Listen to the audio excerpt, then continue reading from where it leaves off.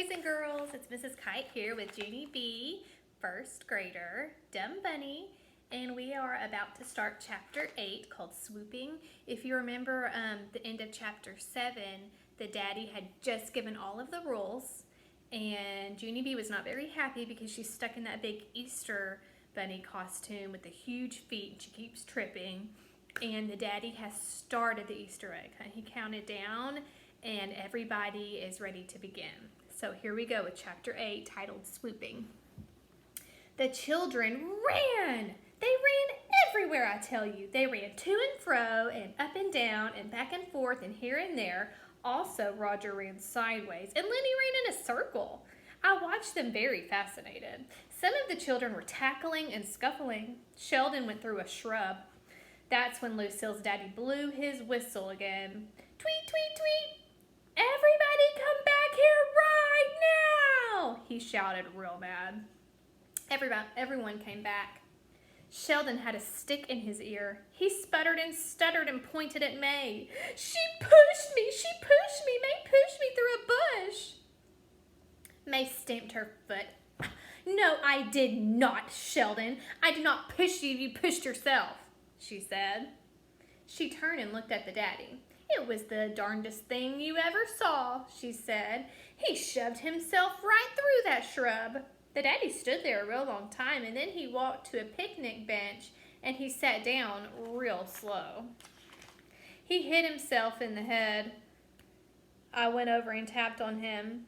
I would just like to point out that the bunny did not run, I said. The bunny was the only one who walked. May overheard me. That's because the bunny can't run or the bunny falls down, she called. The bunny should not get credit for that. The daddy hit himself in the head again. I walked back to Herbert. He looked kind of worried. The daddy is coming unglued, he said. I nodded. Yes, I said, the daddy is going to need backup, I believe. Backup is the grown word for the police might come, possibly. And guess what? Me and Herb were not the only ones thinking that either. Because just then Lucille's Nana hollered out real loud. Enough! She hollered. I have had enough of this nonsense with you children. She cupped her hands around her mouth and she shouted out a brand new rule. It was called, if there's any more running or fighting, she is going to call the cops. All the children did a loud gulp. I looked at Herbert. That new rule seems a little harsh, I said. Only guess what else?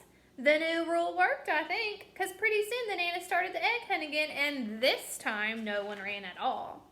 No one even walked hardly. Instead, we all behaved like little ladies and gentlemen, and we hunted for eggs very polite.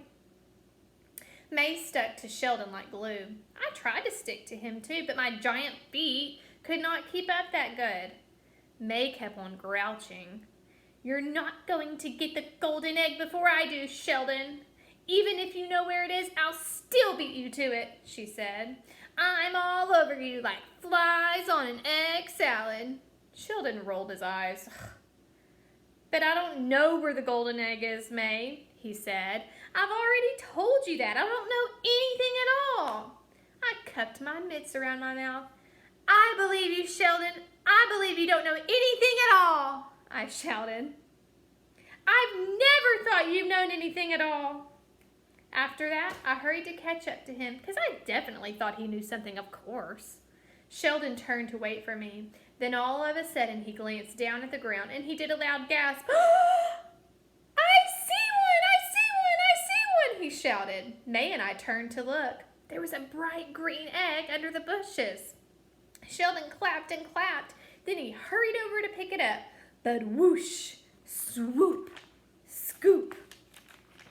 May ducked underneath him speedy fast, and she picked it up instead.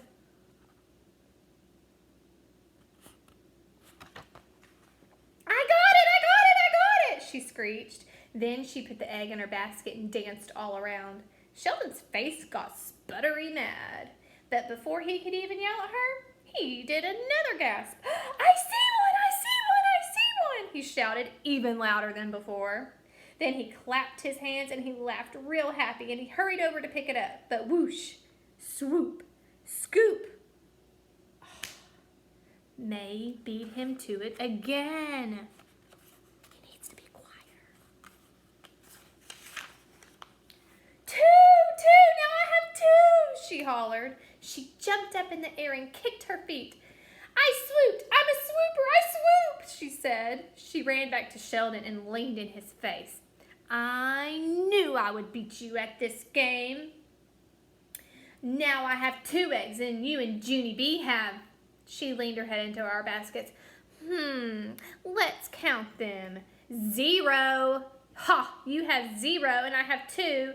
2 to 0. 2 to zippity zip 0. Sheldon looked at me real upset. I frowned my eyes at him. Helpful hint, I said. Stop shouting, I see one! Sheldon pointed at his magic egg shirt. But I just don't get it, Junie B, he said. My grandpa said that the egg is with me. So why isn't this magic egg shirt working? I looked closer at the egg dribble. Maybe it's not lucky, I said. Maybe it's just dirty. Sheldon slumped his shoulders. Then he reached down his finger and he flicked off the egg. Only wait till you hear this. Just as he flicked it, his eyes got big and wide again. This time I hurried to cover his mouth with my hand, but Sheldon shouted right through my paw mitt. I see one, I see one, I see one, he shouted. Then before he could even move his feet, whoosh, swoop, scoop, May grabbed egg number 3. She twirled in a happy circle around us. 3 to 0, 3 to 0, it's 3 to 0, she yelled. Sheldon stood real still. Then very slow, he put down his basket and he stretched out the sides of his mouth with his fingers and he stuck his tongue out at May. Can you do that?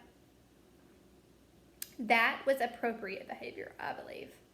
After that, he snatched his basket up again and he tried to rush away from May. But too bad for Sheldon, because May stayed right exactly on his heels. Do you see what's happening? May is following Sheldon because he finds all the eggs, shouts it, and then she swoops them up. They were walking too fast for me to keep up. I stopped and watched them go. Then I did a big sigh, and I walked to a tree stump, and I sat down very glum.